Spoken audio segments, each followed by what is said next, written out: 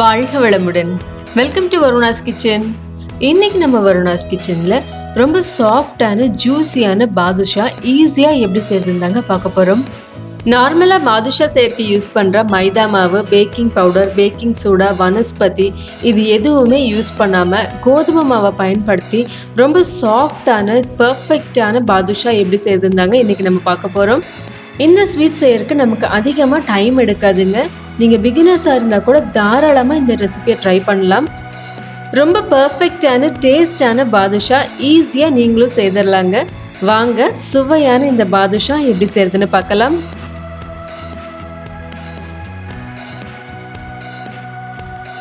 ஒரு பேனில் 1 கப் அளவுக்கு கோதுமை மாவு சேர்த்து ஸ்லோ ஃப்ளேமில் வச்சு இதை நல்லா வறுத்துக்கலாங்க. கோதுமை மாவோட பச்சை வாசனை போய் வறுபட்ட வாசனை வர வரைக்கும் இதை நல்லா ஸ்லோ ஃப்ளேம்லேயே வச்சு வறுத்துக்கங்க. ஒருவேளை நீங்கள் அடுப்பை ஹை ஃப்ளேமில் வச்சுட்டீங்க அப்படின்னா மாவு சீக்கிரமாக கலர் மாறிடும், ஆனால் சரியாக வறுபட்டிருக்காது. அதனால கட்டாயமாக ஸ்லோ ஃப்ளேமில் வச்சு கலர் மாறாமல் வறுபட்ட வாசனை வர வரைக்கும் பொறுமையாக அதை வறுத்துக்கங்க. கோதுமை மாவு நல்லா வறுபட்டு வந்ததுக்கு அப்புறமா இதை சூடார விட்டுருங்க. இப்போ ஒரு மிக்சிங் பவுலில் 1/4 கப் அளவுக்கு வெண்ணெய் சேர்த்துக்கலாங்க. வெண்ணெய் ரூம் டெம்பரேச்சரில் இருக்க மாதிரி பார்த்துக்கங்க. இந்த வெண்ணெய் சாஃப்ட் ஆகிற வரைக்கும் இதை நல்லா கலந்து விட்டுடலாங்க.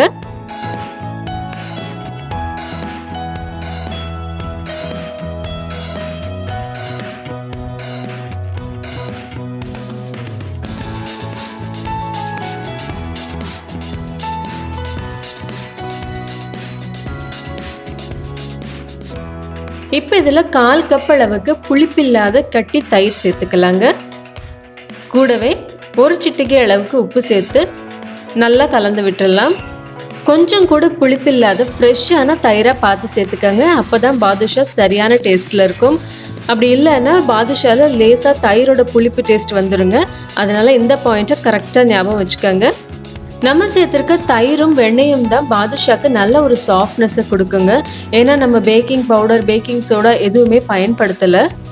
இதை நல்லா கலந்து விட்டதுக்கு அப்புறமா நம்ம வறுத்து ஆற வச்சு எடுத்து வச்சிருக்க கோதுமை மாவை இதில் சேர்த்து பொறுமையாக கலந்து விட்டுடலாங்க.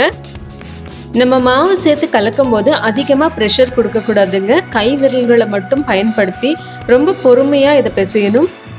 தேவைப்பட்டால் லேசாக தண்ணி தெளித்து இதை ஒரு கெட்டியான சப்பாத்தி மாவு பதத்துக்கு வர மாதிரி பிசைஞ்சுக்கங்க. தண்ணி அதிகமாக சேர்த்துறாதீங்க, லேசாக தெளித்து பிசைங்க.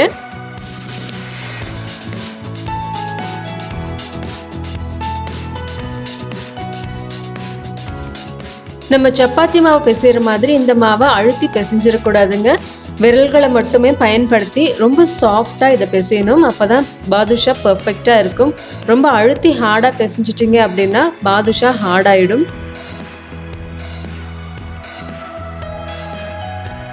பாருங்க, மாவோட கன்சிஸ்டன்சி இந்த மாதிரி சாஃப்டாக இருக்கணுங்க. நம்ம மாவை தயார் பண்ணதுக்கு அப்புறமா ஊற வைக்கணும்னு அவசியம் இல்லைங்க. உடனேவே பாதுஷா செய்ய ஆரம்பிச்சிடலாம். இப்போ நம்ம கொஞ்சமாக மாவு எடுத்து உள்ளங்கையில் வச்சு இதை உருட்டிக்கலாங்க.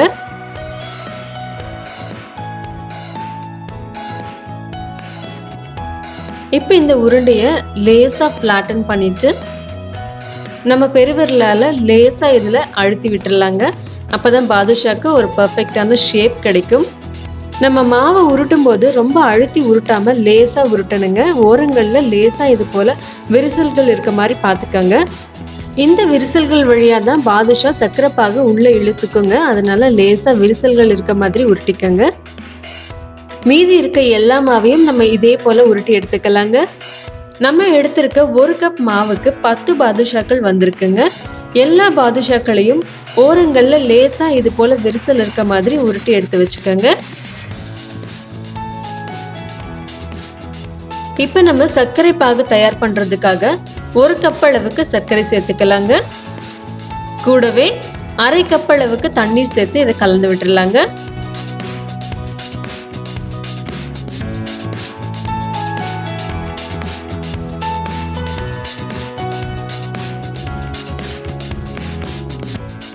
இப்போ நம்ம சேர்த்துன சர்க்கரை எல்லாம் நல்லா கரைஞ்சி சர்க்கரை பாகு கொதிக்க ஆரம்பிச்சிருச்சுங்க. சர்க்கரை பாகு ரொம்ப திக்காக கூடாதுங்க, கொஞ்சம் தின்னாக இருக்க மாதிரி பார்த்துக்கோங்க. சர்க்கரை பாகு ரொம்ப திக்காக இருந்தது அப்படின்னா பாதுஷா சரியாக சர்க்கரை பாகை உள்ளே இழுத்துக்காதுங்க. கொஞ்சம் தின்னாக இருக்கணும். அப்போ தான் பாதுஷா சரியான பதத்தில் சர்க்கரை பாகை உள்வாங்கிக்கும். சர்க்கரை பாகு நம்ம கையில் எடுத்து பார்த்தோம் அப்படின்னா லேசாக பிசு பிசுப்பாக இருக்கணுங்க. இதுதான் சரியான கன்சிஸ்டன்சி.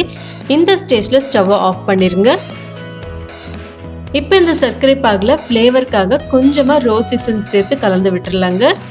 ஒருவேளை உங்களுக்கு ரோஸ் எசன்ஸ் ஃப்ளேவர் பிடிக்காது அப்படின்னா நீங்கள் ஏலக்காய் பவுடர் அல்லது குங்குமப்பூ சேர்த்தும் கலந்துக்கலாம்.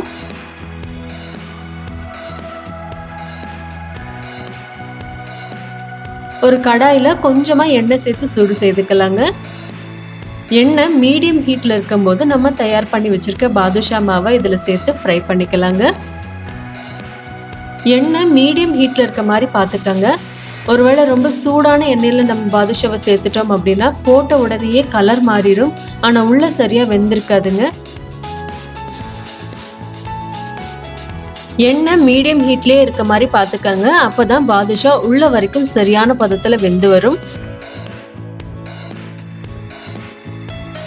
அடுப்பை ஸ்லோ ஃப்ளேம்லேயே வச்சு மீடியம் ஹீட்டான எண்ணெயில் 2 பக்கமும் நல்லா திருப்பி போட்டு பொன்னிறமாக வர்ற வரைக்கும் இது பொறுமையாக ஃப்ரை பண்ணி எடுத்துக்கோங்க.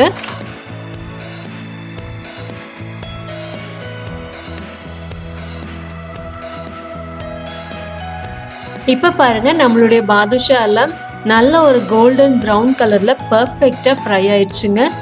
இப்போ இதை நம்ம வெளியில் எடுத்து நம்ம ஏற்கனவே தயார் பண்ணி வச்சுருக்க சர்க்கரை பாகில் சூடாக இருக்கும் போதே சேர்த்துடலாங்க.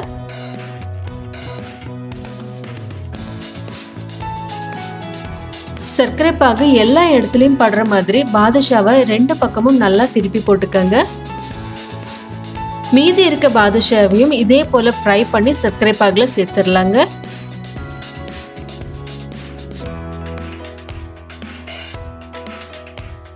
பதினஞ்சு நிமிஷம் பாதுஷா எல்லாம் சர்க்கரை பாகுல நல்லா ஊறினதுக்கு அப்புறமா இதை நம்ம பிளேட்டுக்கு மாத்திக்கலாங்க.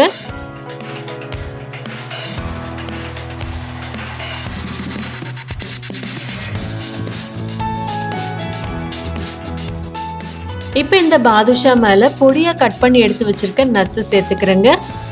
நீங்கள் நட்ஸுக்கு பதிலாக டெசிகேட்டட் கோகோனட் கூட சேர்த்துக்கலாங்க.